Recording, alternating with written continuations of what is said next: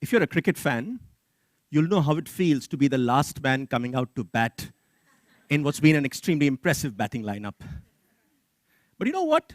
Being a tail-ender has a lot of advantages. No one really expects you to do very much. If you manage to score a few runs, they'll say, wow, that's a bonus. But guess what?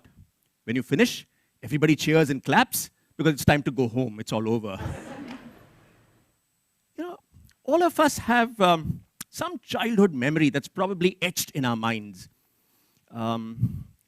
It's interesting how, as you grow older, the only memories you have are actually of your childhood.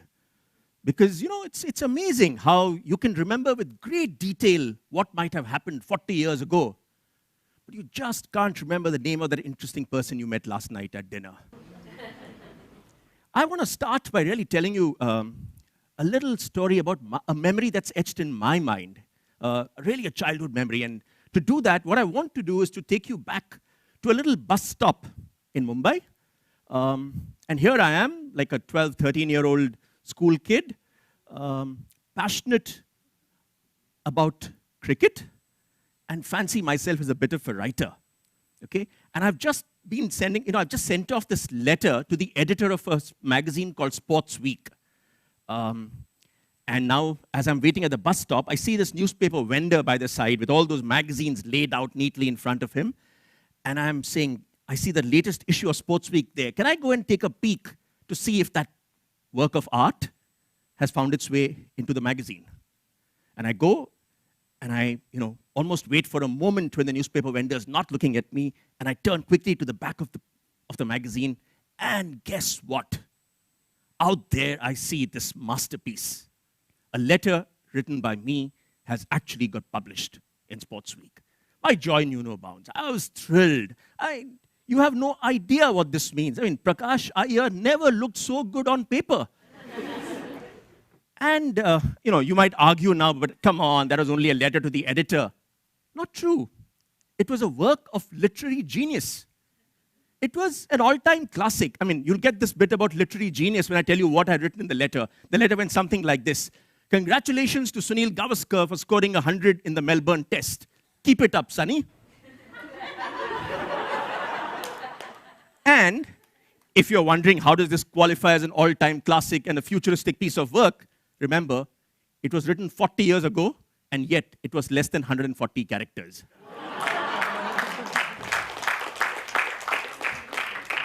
I think, as I think back, it was this little moment of joy for me, of unbridled joy at seeing my name in print, of having got a letter published, that perhaps suggested to me in some way that maybe I was seeing the first early signs of what my true north might actually have been. And if you think about it, what really qualifies as that moment which might kind of where the lights go off and say, hey, this is really that moment for you? I think it's really a combination of three things. First, it gives you joy. You really enjoy something you've done. Two, it usually leverages something you're very good at, or you think you're very good at. And third, you get recognized for it.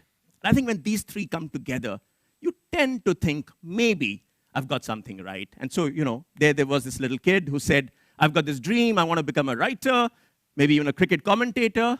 But, life, of course, has more interesting things to offer. And as my life unfolded, I kind of found myself going with the flow.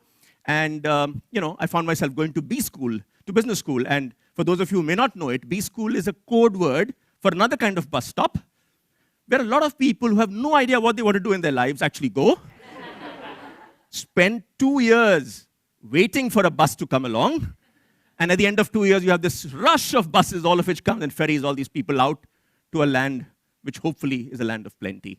But, for me, it was not just about that. I went to business school, and I think I learned a fair bit, made lots of friends, made relationships which actually lasted forever. Not just that, also saw a hell of a lot of very bright people. And that suddenly gives you a sense of humility, and you suddenly realize, you know what? You're not really as great as you might have been. And just when you had begun to think that getting into this B school was really the biggest achievement of your life, you realize that getting out of B school might actually be the tougher achievement. Like everyone does, I got out too, and then I went to work. I started selling soap, then I sold some cola, sold yellow pages, was part of teams that did some fairly interesting work. I even worked at the bottom of the pyramid. I sold diapers. Don't laugh, trust me, there is no other business with as many bottoms in it as the diaper business. And as I did that, I suddenly realized that I was a lucky guy. I got to work with some fantastic people. I got to work with people from whom I learned a hell of a lot. And these were salesmen, accountants, occasionally the odd boss, the coffee boy, the lift man, but people from whom I learned a hell of a lot. I learned lessons on life, on leadership, on surviving difficult times. And truly, in that career that I had, and that was close to about 25, 30 years, I figured that what gave me the greatest joy was not seeing a couple of market share points go up, was not saying, hey, I built this brand or managed to turn around a business. It was often about the discovery that I had managed to touch somebody else's life. I had managed to, in some way, help another person become just a bit better. So even as I learned a hell of a lot from other people, I found myself finding joy in actually saying, how can I help someone else become just a bit better? There's something else that I figured while I was at work, which was really this whole area of storytelling. Okay? I got to listen to lots of great stories, and I got to tell a few, and I've also learned that, when you're talking to people, you can tell them whatever you like, and you can tell them that's the way to do it. Or if you're under pressure, you can say, don't give up. And they say, yeah, I get it. Tell them a story, and magic happens. Tell them a story, and suddenly what you'll find is that the story ticks. It kind of sets a bell ringing in their heads. It's memorable, and it usually gets people to start reassessing whatever they might have thought was happening in their world. And I then reached a stage where I said, hey, great idea. I think storytelling is a big one. I think I've learned lots of lessons at work. And I put those together to write a book. Okay? And this was a few years ago, and I wrote a book. It was really about winning and winners and what makes teams win. And guess what? Many people say I wrote a book, but I was lucky. It even got published. Not just that, it actually went on to become a reasonably good bestseller, got translated into 7, 8 languages, which only tells you that if you have dreams of writing a book, make sure you have lots of friends out there. With all their charity budgets, they wouldn't mind buying a few books. And that's really what happened for me. But one book led to another. And I had a second book that then came out, and I found myself speaking. And I found myself speaking about leadership, about winning, and really it gave me, I suddenly discovered that I was having the time of my life. It also gave me a chance to talk to lots of teams. And I was speaking to teams across companies, across industries, across countries. And guess what? Somewhere along the way, it even got me a chance to go and work with a cricket team, with the Mumbai Indians. And I said, wow, you must be a lucky guy if now you can get paid to go and watch cricket. Life, I think, does interesting things to us. So you have it here now, the story of a little kid who got his highs out of writing that small letter to the editor of Sports Week, to a person who then had fun in a career, working with people, learning from people, working with teams, and now spends his life actually trying to say, hey, how can I help other people unleash the leader within themselves, and what can I do about it? And as I look back on my career, and I look at a lot of young people sitting over here, I'm trying to ask myself, are there some lessons that we might all be able to take away, which might help us, and which might help you now, as you look for your true north? And to do that, what I thought I would do is to take you back to my favorite place. So let's go back to the bus stop.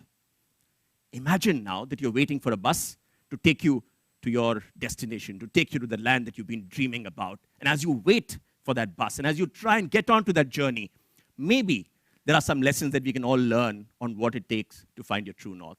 I'd like to offer you 5 lessons. Lesson number 1, you know what? There is seldom a direct bus that will take you to your true north. Okay? Very often, that journey requires you to go someplace, change buses, go somewhere else, find a new mode of transport, and finally, you'll get there. The mistake some of us can make is to keep waiting for that direct bus to come along. And chances are that bus will never come. It doesn't come because maybe the bus doesn't exist, or more likely, you're standing in the wrong bus stop. So here's the simple piece of advice. Start the journey, get onto the bus, get moving. And once you get moving, you will suddenly discover that you're making progress towards your true north. You will suddenly discover that something is happening. I often think that, you know what, finding your true north is not the tough bit. The real tough bit is letting true north find you. Most of us are stuck hiding in a bus stop waiting for a bus, not willing to venture out, not willing to take a chance, not willing to go out and say, let me see what's happening outside, and maybe I'll find my true north. So that's really lesson number one. Lesson number two, and anyone who's waited at a bus stop will know this, you know what? As you choose which bus to get into, don't worry about how good the bus is. Worry about where is this bus going. Most of us make the mistake of looking for the nicer looking buses rather than saying, hey, where will this bus take me? So as you make your career choices, don't get caught up in saying, how nice is this bus? But worry about saying, will this bus take me where I want to go? And the truth is, as you start making that journey, you will probably discover that, you know what, you're not in the right bus. It doesn't matter. Try and see what can I make of it, but more likely you'll find there's another bus next to you which will take you to your destination. You know the mistake which many of us make? We start saying, nah, I love these air-conditioned buses. And these pushback seats are so nice. I don't want to leave this bus. So even though the bus will take you to a destination you don't want to go to, it takes you in a direction you don't want to go to, you stay on because of the air conditioning, because the music is nice, because the seats are very comfortable. Don't let that happen. Don't let those comforts trap you and stop you from getting to your chosen destination. Lesson number 3. Okay. I think it's not so much about saying, you know what, can I find the right bus? It's usually about saying, can I find the right mindset? What you need is a mindset which says, once I'm on this journey, what can I learn from here? What can I learn from this ride that will help me to get to where I want to go? Don't worry about what's going on. Don't say that once I get to my true north, I will then do what I need to do. Do what you want to do right now, and you will find that you'll get to where you want to be. In my case, you know, I went to work and I used to sell soap, but you wouldn't believe it. I used to write my tour notes like I was writing an entry for a Pulitzer Prize. I would address my teams during our monthly meetings like, you know, I had invited Martin Luther King to come and tell them, I have a dream that Lux will one day become the soap of this country. But you need to find opportunities to continue to nurse that fire, to continue to nurse that passion, keep the dream alive. And trust me, no matter what you do, no matter where you go, you will find opportunities. You will find a chance which allows you to kind of wet your feet, to kind of dabble in what you want to do. Do it. Lesson number 4 is really this. You know what? Life is not a journey you need to travel on alone. In the bus, you will find lots of co-passengers and learn to enjoy the company of your co-passengers. So as you're trying to journey towards your goal, make sure that you have fun with all the people who are traveling with you. Many of us get so caught up in being alone in this journey. We get caught up that I need to get that seat, so we run and grab a seat rather than offering that seat to someone else.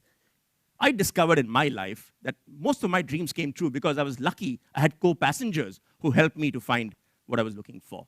And I think the truth is we all have those co-passengers. We all have those fellow travelers with us, but we are too busy worrying about ourselves. We are too busy searching for our own goals, and we don't care about other people. The truth is, if you help other people to achieve success and happiness, they will do a lot more for you than you might have ever thought possible. Which brings me really to the last lesson, the 5th one, which is, you know what? Finding true north is not so much about the destination. It's about the journey. Learn to enjoy the ride. Okay? Don't get so obsessed about where you want to go that you forget to enjoy the small things that are happening around you. You know, as I went to work, you know, I suddenly discovered that, hey, to me, it's not so much about saying there's a book or that I work for a cricket team, as much as saying that, you know what, I've had fun. It's been a hell of a ride. I've had great fun on that journey. And it's been great fun because, hey, you need to kind of say, I want to enjoy this journey. I want to enjoy the ride.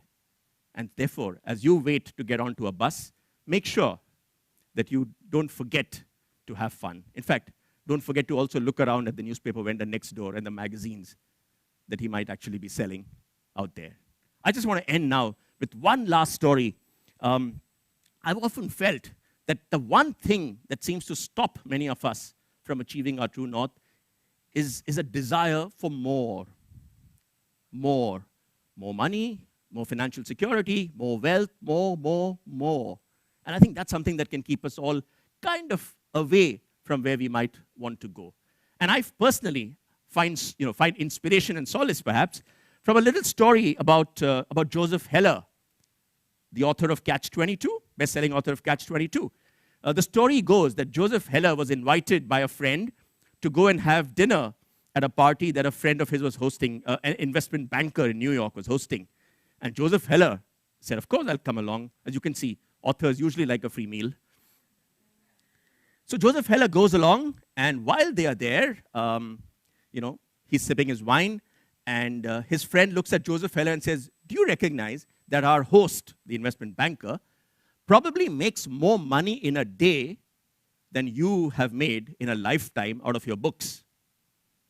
Joseph Heller quickly takes another sip, and he says, yeah, maybe that's true, but you know what? I have something that he will never have. And the friend says, what's that? He says, enough. I have enough.